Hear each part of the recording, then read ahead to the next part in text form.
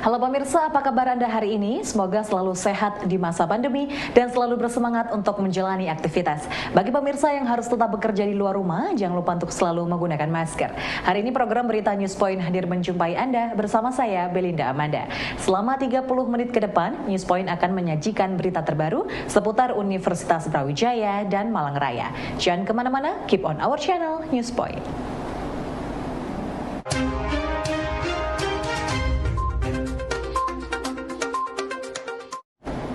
Pemirsa, kasus COVID varian Omikron telah masuk di Indonesia pada hari Minggu 2 Januari 2022 dan kasus Omikron pertama terdeteksi di Jawa Timur.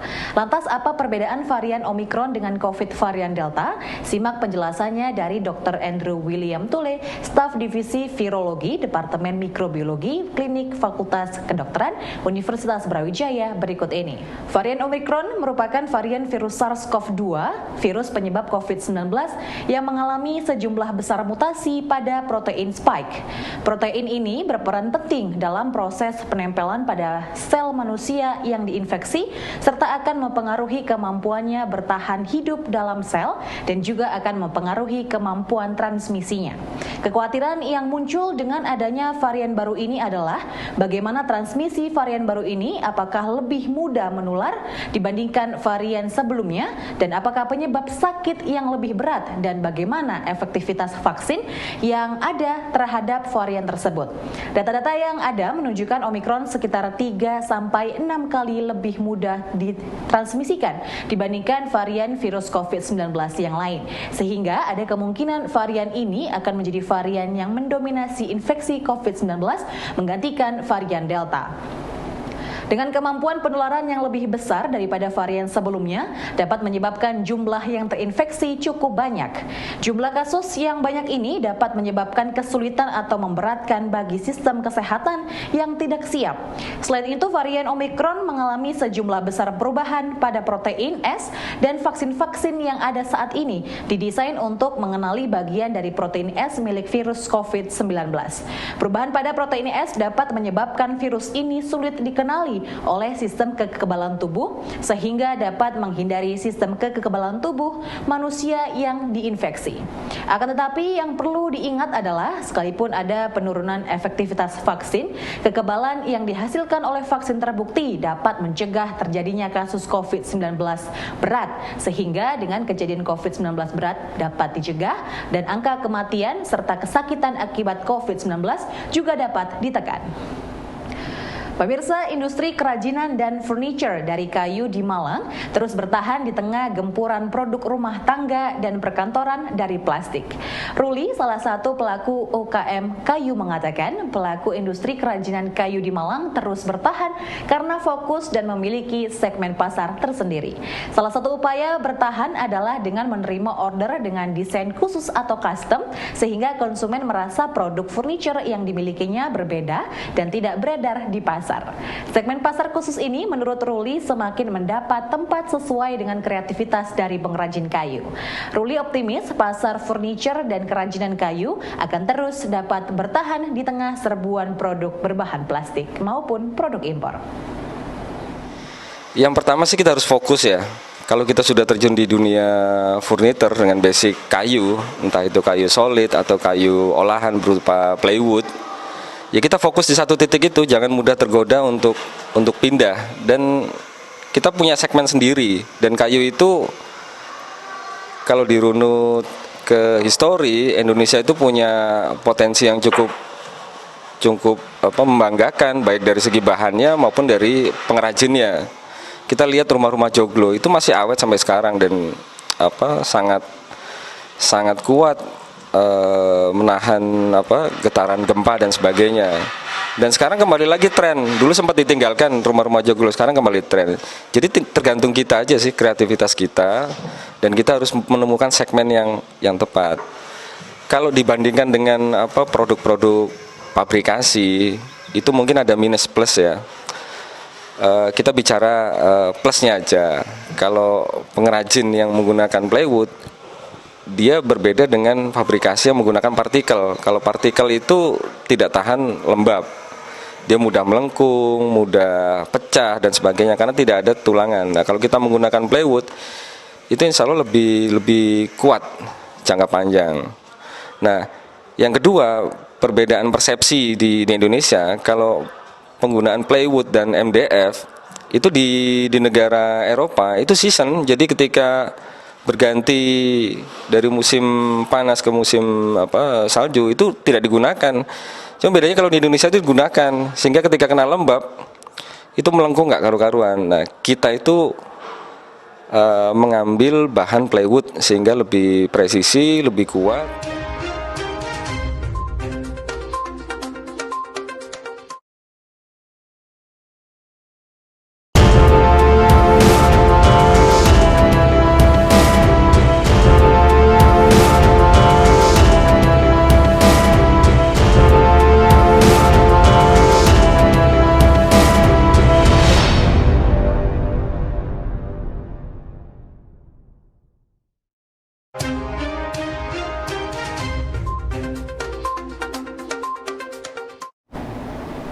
Pemulihan ekonomi terutama sektor UKM yang menjadi tema sentral dari pemerintah pada tahun 2022 ini memiliki tantangan sendiri. Pengamat UKM dari UKM Berdaya, Denny Andis menyebut tahun ini adalah peluang bagi pelaku UKM untuk memaksimalkan promosi dan penjualan melalui digital.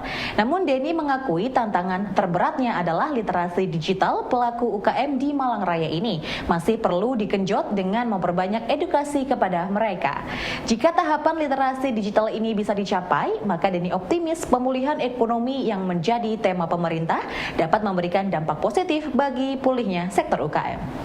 UKM di Kabupaten Malang, Kota Malang dan Kota Batu, khususnya dari pengamatan saya yang kurang lebih hampir 5 tahun terakhir ya bergerak di bidang UMKM ini, mereka untuk menyongsong di tahun 2022 yang kemungkinan bahwa pasar digital itu sangat tinggi.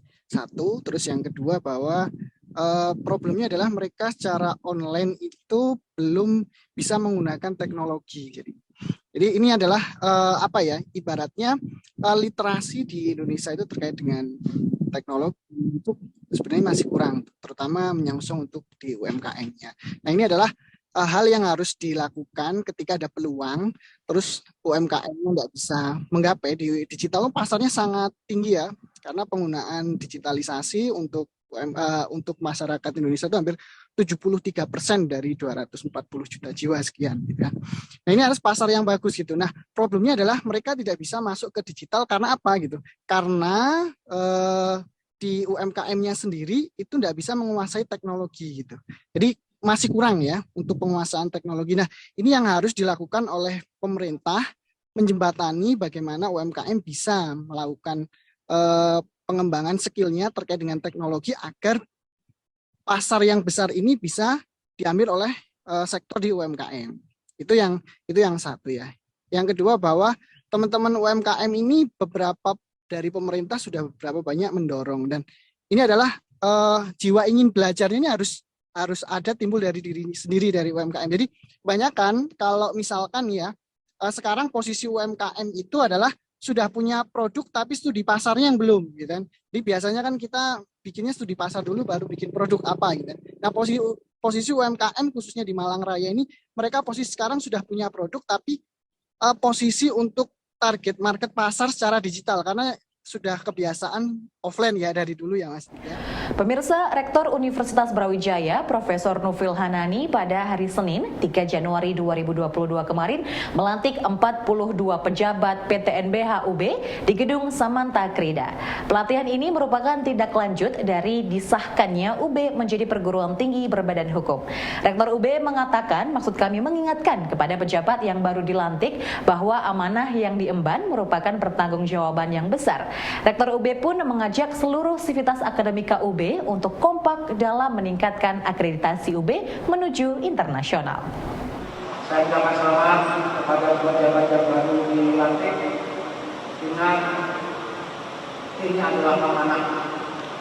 Amanah tidak hanya dipertanggungjawabkan kepada rektor, tidak hanya dipertanggungjawabkan kepada atasan Anda, tetapi yang paling penting adalah amanah yang harus dipertanggungjawabkan kelak di akhirat.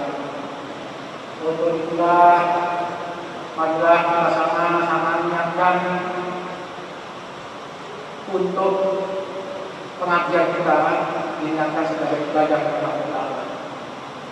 Saya berharap pada pejabat yang baru ini untuk bisa bersama-sama kita semuanya yang terdahulu, pimpinan yang terdahulu, untuk membawa Brawijaya ini ke universitas yang terbuka, bahkan menjadi universitas berreputasi.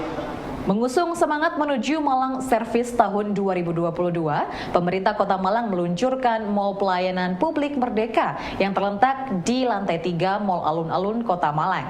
Saat diluncurkan, Mall Pelayanan Publik Kota Malang memiliki 14 tenan dengan 180 layanan dari berbagai organisasi perangkat daerah di Kota Malang, termasuk instansi vertikal mulai dari kepolisian, BUMD, perbankan maupun swasta di Kota Malang.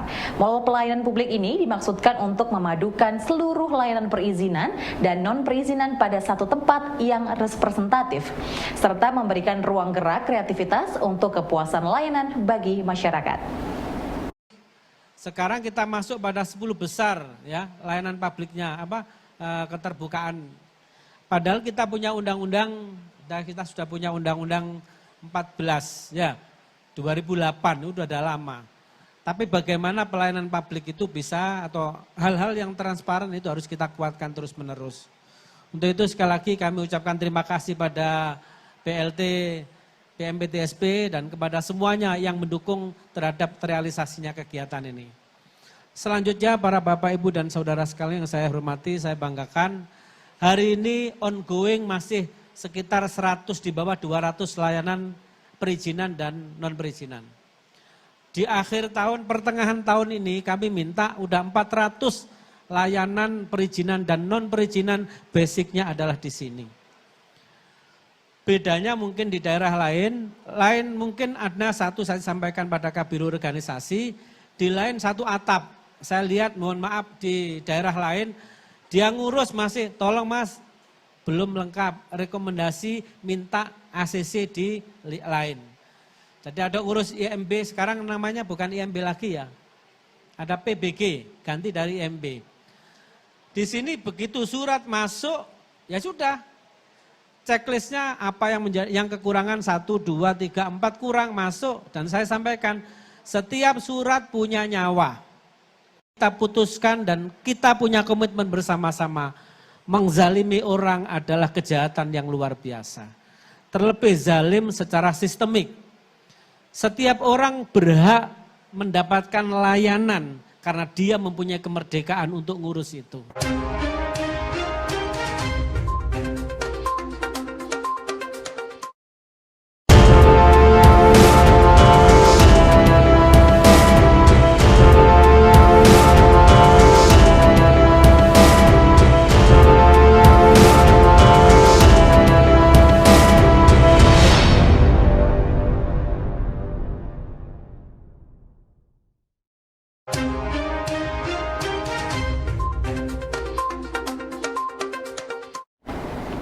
Pemirsa, Fakultas MIPA UB membidik mahasiswa dari Libya dan kawasan Afrika lainnya untuk mengambil studi di UB sebagai bentuk internasionalisasi program.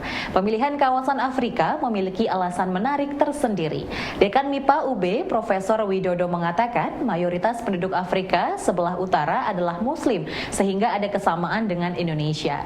Selain itu, dengan kehidupan Muslim yang moderat di Indonesia, keberadaan mereka juga dapat menjadi promosi kultur Islam moderat Indonesia di Afrika. Untuk itu, MIPA akan menggandeng organisasi kerjasama Islam atau OKI untuk memfasilitasi beasiswa bagi mahasiswa Afrika yang mengambil kuliah kelas internasional di UB. Jadi ada beberapa keistimewaan. Yang pertama adalah kedekatan, bahwa sebagian negara-negara Afrika itu berpenduduk Muslim, dan kita akan coba untuk driving bahwa penduduk Afrika itu bisa sekolah di Indonesia dengan culture budaya Islam yang mereka sudah kenal, dan budaya Islamnya mungkin berbeda dengan budaya Islam yang ada di Middle East ya, dan juga mungkin terutama adalah Afrika Utara ya.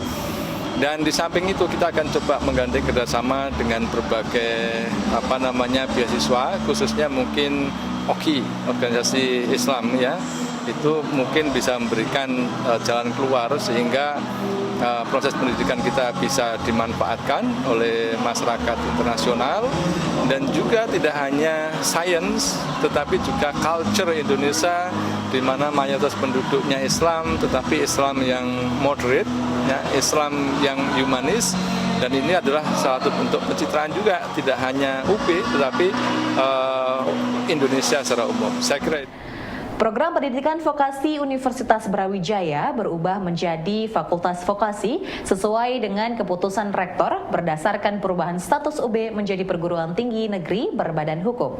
Dekan Fakultas Vokasi Profesor Unti Ludikdo saat ditemui seusai acara pelantikan pejabat PTNBH Senin 3 Januari 2022 kemarin mengatakan perubahan ini membawa tantangan tersendiri. Namun beberapa langkah sedang dilakukan seperti konsolidasi dengan fakultas yang mana program studi awalnya maksud kami menginduk langkah lain yakni menguatkan kompetensi sumber daya manusia.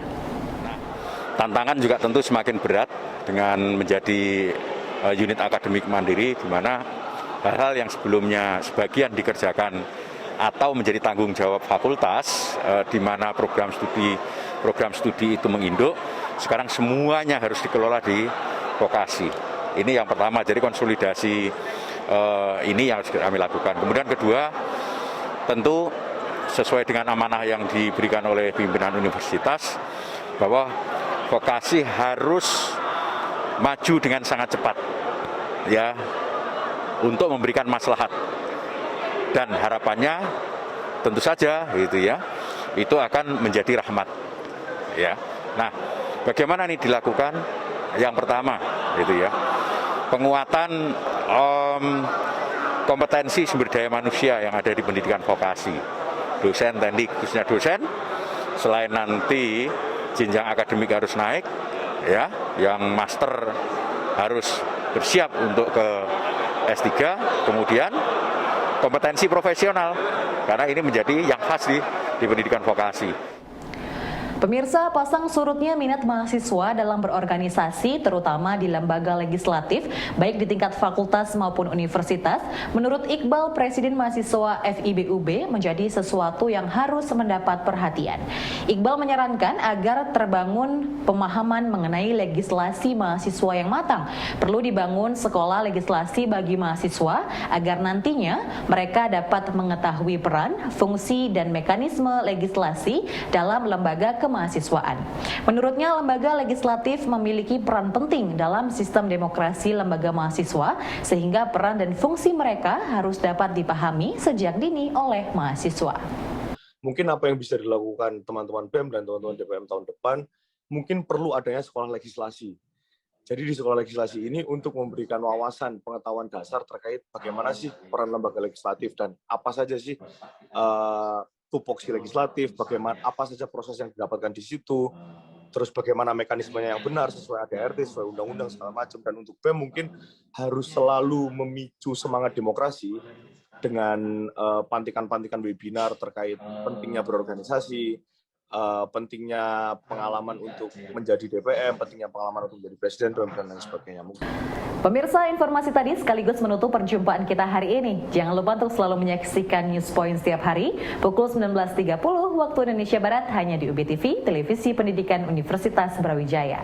Saya Melinda Amanda dan seluruh kru yang bertugas pamit undur diri. Tetap patuhi protokol kesehatan, wajib menggunakan masker. Terima kasih dan selamat beraktivitas.